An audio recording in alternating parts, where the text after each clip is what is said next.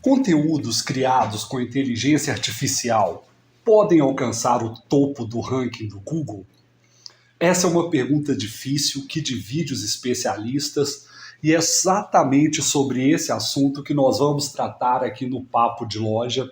Afinal, tem muita gente utilizando ferramentas de inteligência artificial para gerar conteúdo, ferramentas também especialistas em SEO, ou seja, otimização para buscas no Google, né, para otimizar o resultado no ranking do Google. Isso está cada dia mais comum. E a dúvida que fica é, essa estratégia é uma estratégia que funciona ou não? É possível que um conteúdo totalmente criado de forma sintética por inteligência artificial chegue ao topo do Google? Bom, se você está interessado nesse assunto, fica aqui comigo.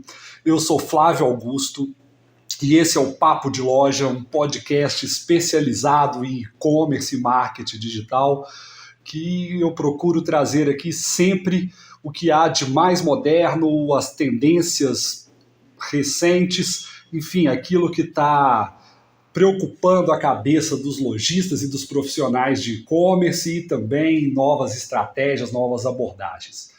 Bom, então vamos, ao nosso assunto aqui de hoje. Eu imagino que você talvez já tenha utilizado aí alguma inteligência artificial. E especificamente no marketing digital e nas lojas virtuais, isso tem sido bastante intensivo, né? No marketing digital, por exemplo, tem sido usado para criar conteúdos para blogs, tem sido usado até para criar conteúdos, né? Copy, como a gente costuma chamar, aquele texto com escrita persuasiva para anúncios. Então essas ferramentas têm sido amplamente usadas. Existe uma guruzada aí da inteligência artificial hoje que cada dia aparece com uma ferramenta nova, apresentando uma coisa, né, uma nova versão aí de soluções. Por exemplo, ferramenta para criar e-book automaticamente, ele já escreve o e-book, faz toda a editoração, toda a formatação ali visual do e-book. Vídeo também, né, isso aí já é... Tanto imagem quanto vídeo já tem ferramentas bastante avançadas de inteligência artificial. E no e-commerce, uma parte que tem sido bastante utilizada da inteligência artificial é no atendimento de clientes via chat. Então você usa uma ferramenta dessa para tentar automatizar o seu chat, fazer um atendimento mais rápido, né? E, enfim... evitar ali do cliente perder tempo e também otimizar os seus recursos. Mais uma que tem chamado bastante atenção é o cadastro de produtos. Então, muitas lojas têm tentado utilizar a inteligência artificial para fazer o cadastro de produtos, ou seja, para gerar os textos, o título, a descrição, toda a informação ali do produto, isso ser gerado com IA.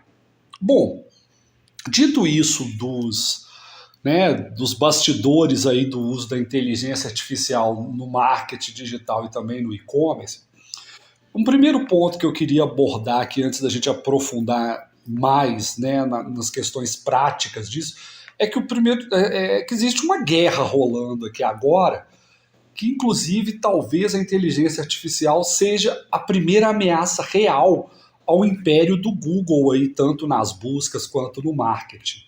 Né, porque existe uma tendência que talvez as pessoas parem um pouco de usar os mecanismos de busca para utilizar as ferramentas de IA para encontrar as informações que ela quer, enfim. Então essa realmente pode ser uma ameaça para o Google. É um assunto que ainda vai precisar de bastante tempo para a gente entender se é ou não, mas enfim, tem uma guerra rolando aí gigante, né? Entre alguns gigantes também da indústria de tecnologia, né? Então, enfim, você tem aí Google, Microsoft, um monte de gente disputando aí esse mercado. E, lógico, é um mercado novo, não dá para saber ainda muito bem o que vai acontecer e também quais são os interesses, né?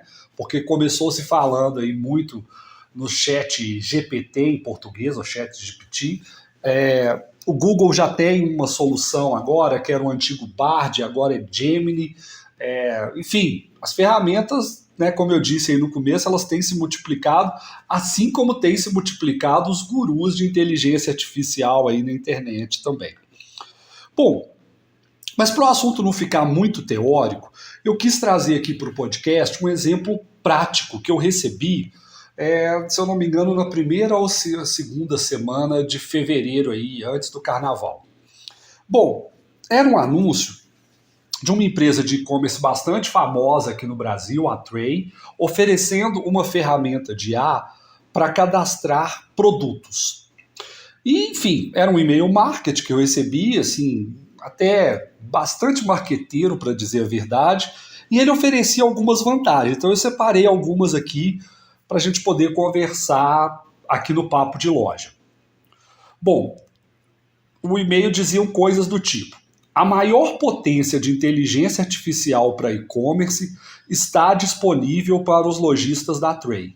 Essa ferramenta garantirá cadastros eficientes, SEO poderoso e aumento explosivo de vendas. E qual o seu papel nisso? Fornecer apenas a lista dos seus produtos. A Cadastra AI, né, que é a inteligência artificial, cria conteúdo em massa. Resumidamente, a ferramenta Cadastra AI é uma inteligência artificial para acelerar o cadastro de produtos na sua loja e enriquecer a descrição dos seus produtos e categorias, melhorando seu posicionamento em ferramentas de busca SEO em até 30%, já nos 3 primeiros meses. Bom, eu não tenho nada contra usar a ferramenta de inteligência artificial. Eu quis trazer esse exemplo prático que me parece que essa promessa que melhora em 30% não tem nenhum estudo científico, não tem nenhum embasamento, é uma promessa meramente marqueteira.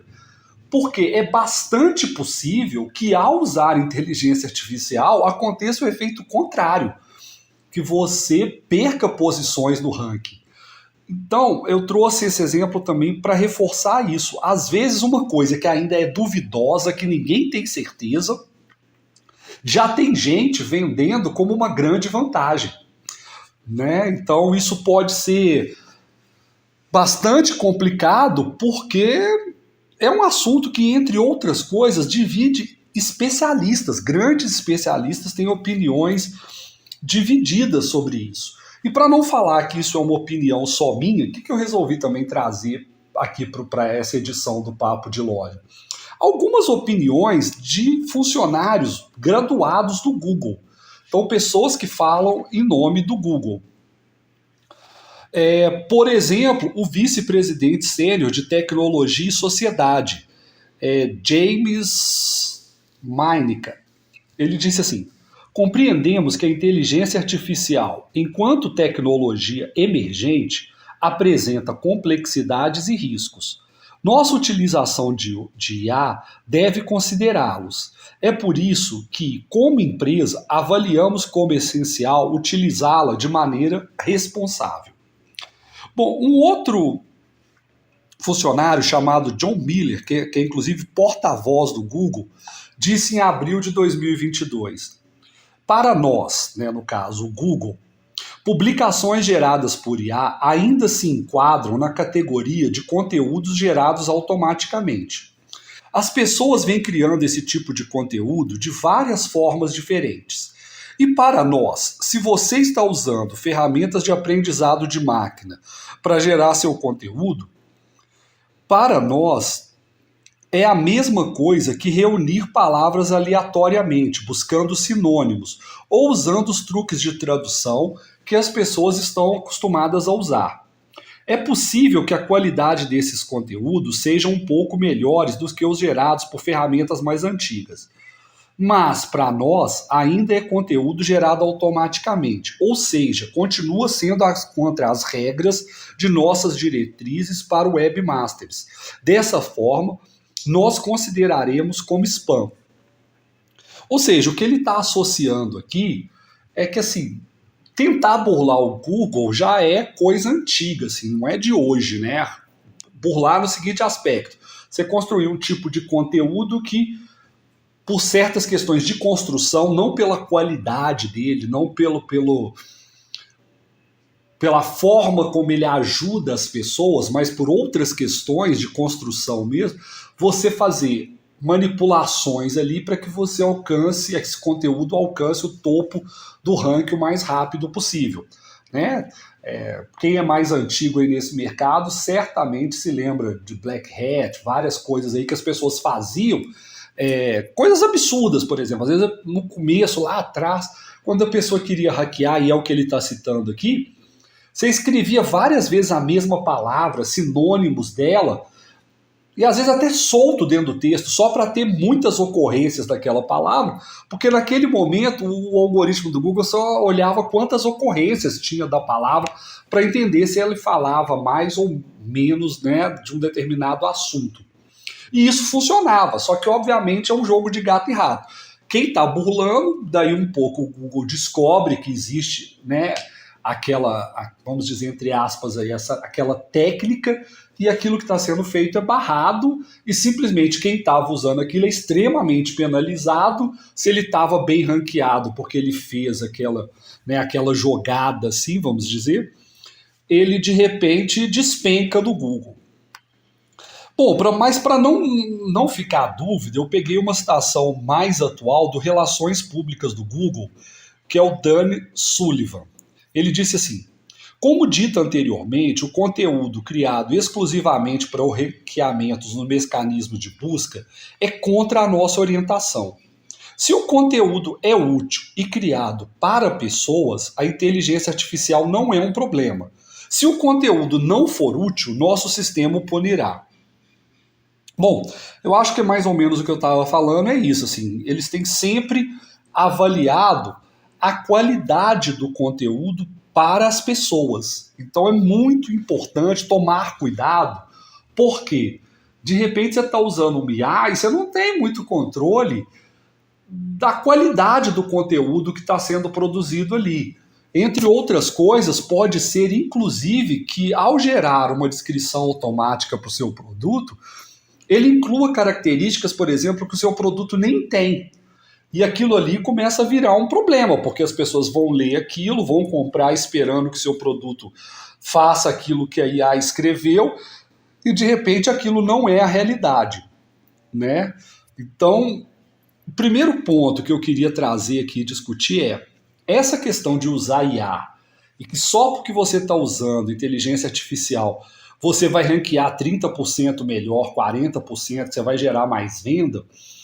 Eu acho que é muito cedo para a gente poder cravar essa afirmação, que não existe nenhum estudo científico, nenhuma evidência, e as declarações dos altos executivos do Google tendem a indicar um caminho ao contrário, que ao usar IA pode ser que você está gerando conteúdo para tentar hackear, né, nos resultados ali da busca, e que quando eles detectarem isso, eles vão detectar como algo irregular, como spam, e isso vai ser punido. Então, eu recomendo muito cuidado, por exemplo, inclusive essa ferramenta aí que a Trey mandou, esse e-mail marketing, eu não estou aqui falando contra nem nada, porque eu nem conheço a ferramenta, mas eu acho muito importante tomar cuidado, principalmente com essas afirmações marqueteiras. Bom, para terminar aqui, talvez você possa achar que eu sou uma pessoa contra o uso de inteligência artificial. Pelo contrário, eu acho que são ferramentas fantásticas que, na medida que elas vão, né, gerando certos recursos, a gente deve incorporar esses recursos ao nosso dia a dia, mas é isso, são ferramentas. Eu acredito que a gente tem que tratar isso com muito cuidado. Então, desde quando eu fiz mestrado na UFMG em 2007, a gente já usava muita coisa de inteligência artificial. Lógico que não é no nível que a gente tem hoje, era uma coisa muito mais rudimentar. A minha área de estudo era no processamento digital de imagens, então já usava muita coisa de rede neural para fazer detecção em vídeo e imagens. E eu acho isso extremamente interessante, extremamente útil, tem aplicações muito legais, inclusive o meu grupo de estudo lá, eles trabalhavam, por exemplo, com sistemas, né, lembrando, isso era em 2007, para detecção, por exemplo, de chama, de incêndio, para que caso tenha um incêndio, você pudesse ter aplicações específicas para detectar isso de maneira precisa, correta e rápida. Então esse tipo de uso me parece muito bom. Mas assim, basicamente, eu acho que isso tudo tem que ser usado com responsabilidade e com ética. Se você, e aliás, isso não é só para IA, não, é para tudo na vida. Qualquer coisa, ela pode ser boa ou ruim, mas precisa ser usado com responsabilidade e ética. E aqui me lembra né, de um filme, mas que é um fato que aconteceu real, né, que é o começo da radioatividade. Quando descobriram a radioatividade, existia fósforo radioativo, existia tudo radioativo. As pessoas achavam aquilo muito legal, né, e usaram aquilo de uma maneira meio excessiva, assim, meio sem limites, né? E o que causou mortes, causou um monte de problema.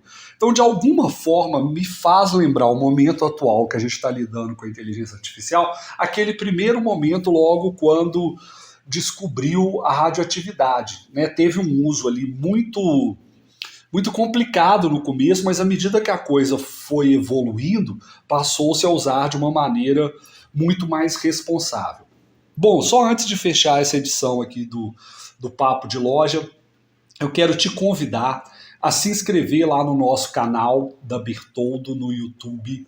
A gente está sempre postando todos os episódios do Papo de Loja lá. Se você ligar lá o sininho, você vai receber as notificações. É um jeito legal de acompanhar aqui o podcast, porque infelizmente a minha vida é tão bagunçada, tão louca, que eu não tenho um dia muito certo de gravar. Agora em janeiro e fevereiro a gente praticamente não gravou, aliás, praticamente não, a gente não gravou, né? Janeiro porque eu estava de férias, e fevereiro quando a gente voltou a gente estava com muita coisa para colocar em dia, então a gente não tem essa regularidade assim de um dia da semana certinho e tudo. Então eu te convido a assinar o nosso canal, porque aí toda vez que a gente lançar um episódio novo você já fica sabendo. O podcast também está em todas as plataformas aí, Spotify e todas as outras também, se você preferir escutar em algum outro lugar, mas eu queria muito te pedir para acompanhar a gente pelo YouTube por dois motivos. Um é que a gente coloca lá assim que é lançado, e a outra coisa é que por lá você pode me mandar comentários, pode escrever ali se você tiver uma dúvida. Então eu queria muito interagir com vocês. Se você está ouvindo aí esse episódio no YouTube, deixa lá seu comentário se você está gostando, se tem alguma dúvida, alguma sugestão de assunto que você gostaria que a gente tratasse aqui no Papo de Loja. Bom, e para também não deixar esse assunto totalmente no ar aí, eu quero dizer que a gente está trabalhando aqui na Bertoldo intensivamente, junto com alguns clientes nossos, para utilizar a IA de uma maneira adequada dentro do e-commerce. A gente já teve alguns resultados bastante interessantes, mas é sempre uma linha de combinar o melhor da criatividade humana, da nossa forma humana de ser, com aquelas características que são ótimas nas ferramentas de IA. Então a gente tem feito esse trabalho, eu acredito que em breve eu vou trazer algumas informações mais detalhadas aqui no Papo de Loja, né? E assim, para fechar, eu queria só te dizer uma coisa. Não acredito em ferramenta mágica. Infelizmente, o momento que a gente está vivendo, eu acho que é tipo aquele mesmo lá da radioatividade. Tem tudo com IA hoje em dia, mas tem gente que fala de IA, não sabe nem o que é isso, assim, na real, entendeu? A pessoa é só usuária daquilo. Talvez se pedir para explicar o que é uma rede neural, como é que são construídos esses algoritmos de aprendizado de máquina, a pessoa nem saiba o que é isso. Talvez ela não saiba nem o que é algoritmo, e ela está ali, né, falando como especialista de IA. Então é uma área que ainda está em evolução. Toma muito cuidado com essas promessas milagrosas, né, com essas ferramentas quase mágicas que fazem coisas mirabolantes. Eu estou nesse mercado há muito tempo e eu lembro que, por exemplo, na época do Black Hat, que as pessoas tentavam fazer algumas coisas ali para ranquear melhor, apareceu um mundo de ferramentas também. E quando o Google virou o jogo e descobriu, né, e preparou o algoritmo para reagir a isso, quem usava essas ferramentas foi um desastre.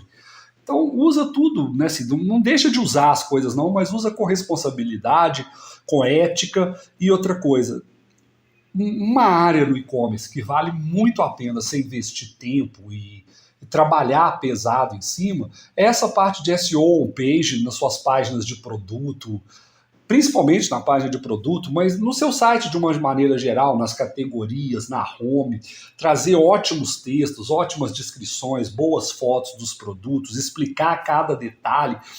Isso é um trabalho que, assim, ele talvez não gere um resultado muito instantâneo, mas a médio e longo prazo isso faz muita diferença no jogo. Talvez seja bem parecido com o marketing de conteúdo, né? Você faz muito trabalho, no primeiro momento parece que você está trabalhando à toa, que não está resolvendo, mas a hora que a coisa começa a gerar os resultados, são resultados muito duradouros, resultados muito consistentes, que vão ficar, né, trazendo ali vendas, clientes para vocês por muito tempo, sem que você precise estar injetando quantidades absurdas de investimento, como seria, por exemplo, com tráfego pago, com essas coisas que o pessoal tem chamado aí de marketing de performance, enfim. Né, são soluções que são imediatistas, realmente funcionam, mas tem que tomar muito cuidado, porque isso no longo prazo, para ser mantido, é bastante difícil. Então, minha dica final é essa, assim, invista aí no SEO page dos seus produtos, faça esse trabalho com foco no seu cliente, pense muito em ajudar as pessoas, porque eu acredito que esse realmente é o caminho, muito mais do que acreditar em ferramenta mágica que você vai dar uma lista de produto e ele vai gerar o cadastro dos seus produtos perfeitamente. Eu, apesar de acreditar em milagres, eu não acredito em promessa fácil. Bom, era isso por hoje. Espero que você tenha gostado dessa edição do Papo de Loja. Eu sou Flávio Augusto, fico por aqui e a gente se fala em breve na próxima edição.